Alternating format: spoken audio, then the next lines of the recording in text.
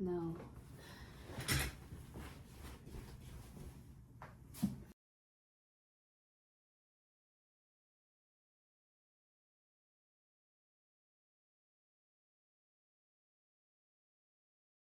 As shown in the video, students just like me really don't want to leave their desks or beds just to throw away trash, especially during deep focus studying or gaming. So this is why we propose TrashDash, a voice-activated, vision-guided mobile trash bin designed for dorm rooms. So the idea is quite simple. Instead of getting up to throw away trash, the trash bin actually comes to you. So here's how it works. You wake up the robot by saying, "Hi, TrashDash." After receiving the command, it would immediately respond to you by saying, "I am here." Then it starts scanning the room by rotating in place, looking for a specific hand gesture, which is thumbs up. Once it detects the thumbs up, it estimates how far away you are and navigates to you while avoiding obstacles along the way. When it arrives, you can just toss your trash in. We define 5 use case requirements to guide our design. First, we think that the user should be able to activate the robot with a simple voice command, with under 1 second latency and above 90% accuracy. Second, the robot needs to navigate safely without collisions, keeping distance arrow within 30 centimeters. Third, the user can signal from anywhere in the room by raising a hand. The robot scans 360 degrees to find them. Fourth, the robot should last at least 30 minutes without needing to recharge. And fifth, it needs to be portable and stable enough to carry a trash bin. Here's our system architecture.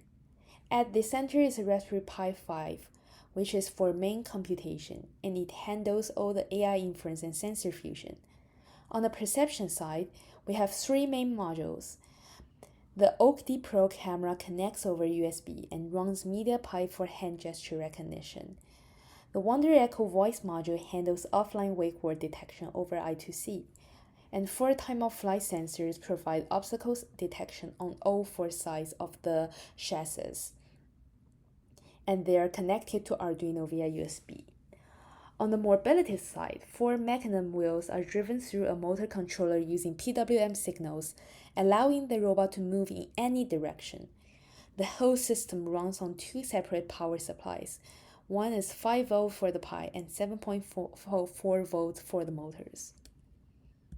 Here's a diagram showing the software architecture of TrashDash. There are a total of 5 layers. At the top, there are 3 hardware inputs, a voice recognition module, an OAK-D Pro depth camera, and 4 time-of-flight sensors connected through an Arduino.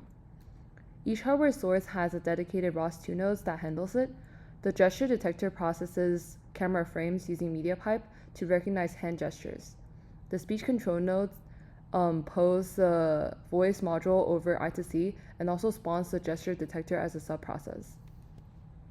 The TOF node reads obstacle distances from Arduino over serial. These nodes publish data onto ROS2 topics including gesture state, gesture name, hand position in 3D space, voice commands, and obstacle distances. And all 5 topics feeds into the gesture controller, which runs the state transition machine. That moves the robot through states idle, scanning, calibration, moving, shifting, and stop. Based on the incoming sensor data, it decides how the robot should move.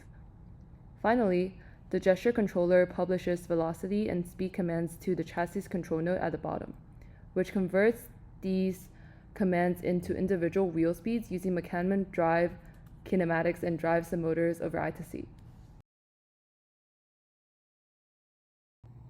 The left graph shows a sketch from our original design, and this is our real implementation. This is the OAK-D Pro camera for gesture detection, and we clip it onto the top of the trash bin to get a clear line of sight to the user's hand above the rim and maximize the field of view. This is the RPi 5, our main processing unit. To keep everything portable, we use a 5-volt power bank to power the RPi so the robot can operate wirelessly. And these are the TOF sensors. We mounted one on each side of the chassis, so we have 4 in total. They're connected to an Arduino using a breadboard that we toggled down here.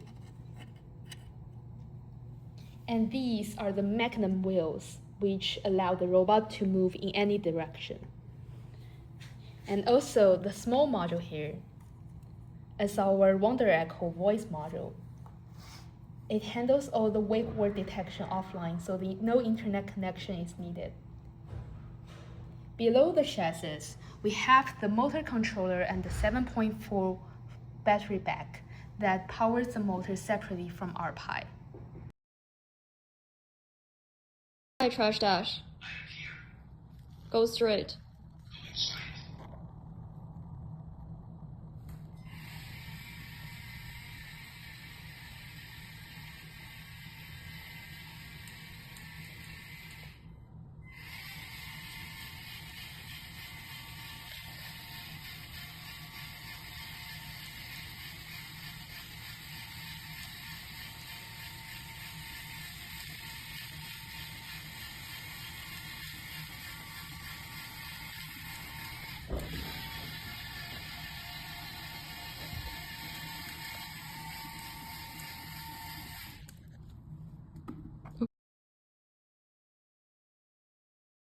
This is our testing results.